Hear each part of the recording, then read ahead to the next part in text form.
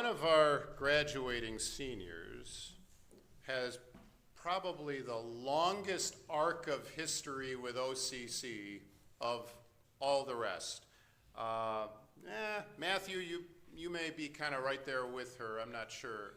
But Lillie McKinster, you have grown up through every layer of everything at this church, right? And been very, very active in all kinds of youth ministry things. We'll talk about that. I'm going to ask Lillie to come and join me up here, and we're calling this not Faith is a Journey, Jeff, because I didn't want to steal your branding, but I called it Faith is a Joyous Journey as a nod to our Sunday school program. Lillie, I'm going to bring my coffee with me because, you know, it's me. There you go.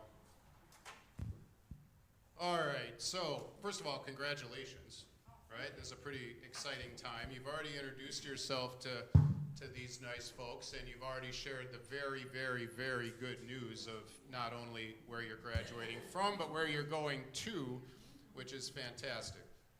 How would you, in just a few words, how would you describe how you're feeling or kind of your outlook as now you're about to reflect back on a lot and look forward to a lot? It's a very bittersweet thing. I'm graduating and I'm also ending my softball career in the next couple weeks. So that's been a lot to take in and try and kind of think about. It's going to be really weird. I am very excited, obviously, to go to Madison. It's a great school, and I'm very excited for the summer and to kind of just start a new chapter. But I don't know, it's going to be hard to leave. And it's going to be a hard thing to leave behind, high school and especially softball. So, yeah. Lillie, for those of you that don't know, Lillie is sort of the William Contreras of the Cedarburg softball team. I mean, terrific hitter, terrific on defense, real team leader. And you've been playing softball all 4 years? Yeah. Yeah. Okay, well, let's unpack your journey so far, maybe in a couple of different chunks. Sure. So let's think about your childhood, maybe pre-middle school first. Talk about maybe one or two of your earliest memories, and particularly ones that maybe have been impactful for you. I would say one moment in my life that was very impactful, that kind of shaped who I was when my grandma passed away. That was, I think, in 4th or 5th grade. It was just a very, step back moment. It was kind of like a, whoa. But, that kind of shaped the importance of family to me, so, yeah. And then the second one would actually be the first time that I went to camp. So WCA camp is the best week of the entire year. I will say that until I am gray-haired. I will say that forever. It is amazing. I have built some connections I will never take for granted, and so I would say the first time, being in mini camp for the first time is something that kind of changed my life, honestly, and I will never look back at that and not be so grateful for the experience, so. That's a great testimony. I think earlier I said it's the greatest week of the entire summer, but I like the greatest week of the entire year even better. Okay, so when you think about this church, and, nursery and Joyous Journey and Christmas pageants and whatever else, picnics and so forth, this building and that building, what's the earliest thing you can remember? Well, it's not really something that I had remember experiencing, but it's been engraved into my head that I was baby Jesus when in the Christmas pageant when I was less than a year old. I would think I was 2 months. I was 2 months old and I was baby Jesus, so I can't really say I remember being baby Jesus, but I hear about it at least every other week, so yeah. From someone comes up to me and says it, so. And the rest, as they say, is history, right? Yep. That's where it all got started, at 2 months old or whatever. Absolutely. All right, well, you've mentioned your family, and let's talk about them a little bit. Obviously, family is so important for every kid growing up.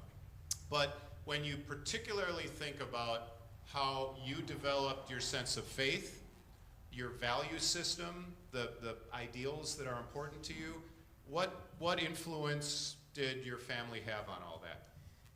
Very big influence. I mean, just bringing me here as a child has obviously started my journey. That was where it all began, and just the morals, and how my parents interact with people and how they go about their everyday lives has completely shifted my mindset and made me an absolute better person. And my dad's parents, my grandparents, they have a very strong sense of faith as well. So that's been a very two very influential people in my life as well, faith-wise. So. Yeah.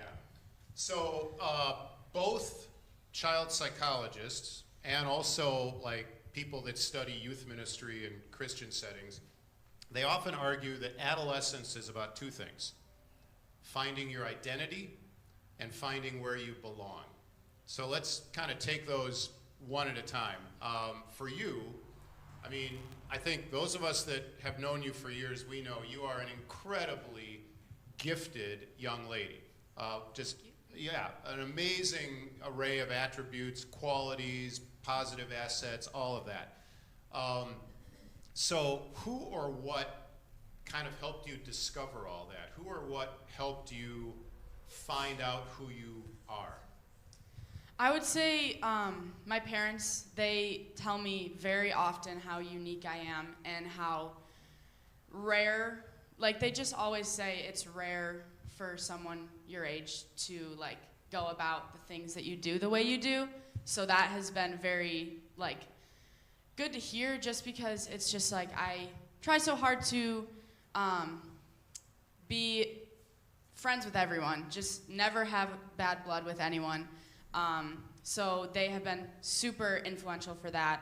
And then I would say even just like my softball coaches, my softball teammates, they've always, especially my pitcher, I'm a catcher, and my pitcher, Cassidy Gall, some of you may know her, she always never fails to just reassure me that I'm doing what I need to be doing, and that I am her catcher and she's my pitcher, and that's all that matters, and that we're gonna get through everything together, the two of us. So that's awesome. That's awesome. Well, and that may lead into my next question. So if that's sort of the finding your identity piece, then I think everybody, as they go through middle and high school, they look for some niches. They look for a friend group. They look for maybe some extracurriculars or something, maybe a part-time job, somewhere where they feel like they belong and they're a valued member of the team. So where have you found your niches, and who helped you to find them? I found that a lot through extracurriculars, like you said. I am a part of student council, Best Buddies, Spanish club, and just having those different groups of people to be able to connect with has been something that I have felt big. I've been able to develop a sense of comfort with a bunch of different groups of people. But then also I have a group of 10 girls who are my absolute best friends, and we kind of found each other. We were all kind of in different little groups, and then we all found each other sophomore year, and it's been perfect ever since. They've helped me feel comfortable with who I am. They've helped me find my identity, like we talked about before. They've been nothing but amazing to me, and I will always be thankful for them. No matter what happens next year, we're all going to different places. A lot of us are going to Madison, but the people that aren't going to Madison, I will never not remember them as nothing but amazing. So. Okay, so Lillie knows very well, and some others of you do too, that often at camp we do something in the evening devotions called highs and lows. And usually that's framed around the day, like what's the high of your day and what's the low of your day. But in this case, I'm going to ask you to focus on maybe the last year or two. You can take just senior year, or if you want to lump junior, senior year together. What would you say is your high experience, and what was your low? I would say, obviously, my high was probably getting accepted into Madison, just because it's been literally a lifelong dream of mine. I've never not wanted to go there. I've always heard amazing things. I've never heard of anyone going there and not liking it. So I think finally getting that sense of relief really just reassured me that all my hard work has been paying off, and it will continue to pay off. And then my low would probably be seeing people that are close to me go through things and grieve through things and not knowing how to appropriately grieve because it hasn't affected me directly. Just knowing how to help people through things and still be able to focus on grieving myself. It's just kind of been a confusing thing, but I would say that's probably been a hard part of the past couple years. So I don't want to ambush you with a topic that we didn't really, preview together, but maybe you could just briefly, without getting too teary, because some here probably aren't aware, Cedarburg High School, the student body of Cedarburg High School, in your 4 years' time there, has had several deaths. Do you remember how many suicides or accidents or? I think from students that went to in my 4 years or have been going, there's been 3 in the 4 years, and then one this year that didn't go to my school but affected my school very greatly. So, yeah. I just think it's worth acknowledging that because I think a lot of us, my age and maybe older, we think, well, kids in a place like Cedarburg have this idyllic life with no problems and everything is, perfect. And in reality, there are hurting kids out there in a lot of different ways. Yeah, okay, now, when I looked back on some of my notes and I tried, what if I were to put together a resume of Lillie McKinster just limited to your churchy stuff? What's like your bio of churchy stuff? And I had to write stuff down because there's so much, right? You obviously nursery and joyous journey and all the childhood stuff we talked about, Christmas pageants, but then you're a graduate of our confirmation class. That was back when you were in middle school. You have served, some may not know, for a couple of years now as a member of our Board of Christian Education. You mentioned that you've gone to WCA camp. Ninth year this year. 9th year in a row this year. Yes, that's a good reminder to everybody out there that eligibility starts with this year's 3rd graders, not just middle and high school, but 3rd grade and up. So WCA camp. You've been a member of the WCA's Youth and Camp Committee, which is a tremendous honor. And you've gone on a mission trip, right, to Hosanna, Yep. to Hosanna Industries in Pennsylvania. So when you kind of sum up all of that in your mind, all of the churchy aspects of your life, how has that contributed to you being the person you are today? I think it's contributed a great amount. Once again, the people that I've met through camp and the board have been greatly influential in my life. They have shown me just how to be a better person, how to look at the greater picture and realize that everything does happen for a reason, and that you just can't hold grudges to people that don't deserve to have a grudge held against them. You never know what people are going through, so I feel like the people that I have met, and the week I spend at camp has been something that, once again, I've said this a lot, but I will never not be thankful for. The people that I've met and the conversations that I've had have been life-changing, just realizing that you can take a week and you can really get to know everything about someone. Like, I know that 2 people from Wauwatosa, Addison and Maura McVoy-Holtz, they have become 2 of my absolute best friends, and they've only been going to camp for 2 or 3 years.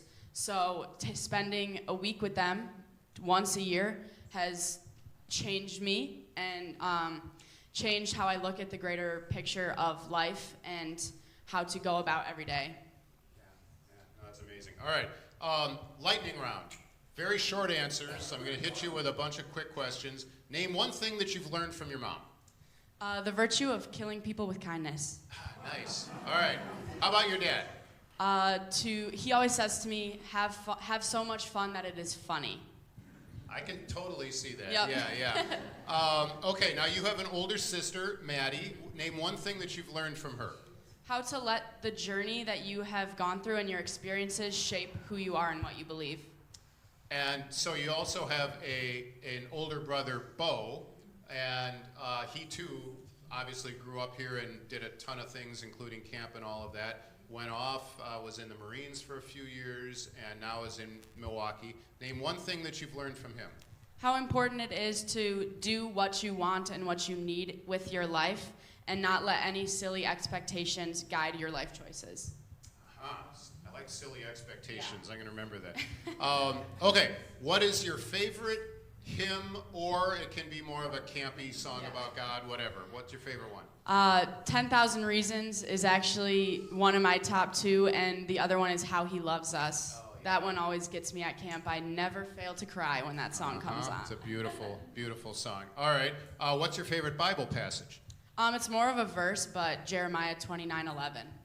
Can you say it? Yes, I think so. For I know the plans I have for you, declares the Lord, to prosper you and not to harm you, to give you hope and a future. Yeah, great verse, great verse. Okay, what is something we slightly less young, that's talking to people like me, don't seem to get about your generation? We curmudgeonly types, we stomp around saying, these young people today, they just don't do this and they don't do that. What is something we don't get about your generation? I would say how you can still build a strong connection over, even with social media and texting, you can still build such a strong connection. Like I said, I mentioned Addison and Maura before. We only see each other in person at least like 3 or 4 times a year, but we still talk almost every day. So without that, I don't have that connection. So I think we can still build the same connections over the phone than just having everything in person or calling, you know? I don't know. I'm still skeptical about that. Okay. I'm sorry. All right, Rob. All right. But I hear you. Okay. And final question of the lightning round, and then we'll have a couple of deeper ones. What's one piece of advice that you would give to today's middle schooler, or maybe freshman, sophomore in high school? You know, what's one piece of advice you'd give to them? I said it earlier, but don't hold grudges for people that don't need to have a grudge held against them. Kindness is going to be your best friend in high school. So going back to what I said about my mom, kill everybody with kindness. You truly don't know what people are going through, and some people genuinely might just need a smile in the morning walking into school. So be friends with everyone. Don't go about your day not wanting to make someone else's day. All right, and I'm going to kind of lump these last couple of questions together, and you can answer them however makes sense for you. But one question I have to wrap up is, where and how have you seen the guiding hand of God in your life for these first 18 years? But then secondly and relatedly, how has your spirituality influenced your plans, whether it be college, career, thoughts about the future? So take any of that you like.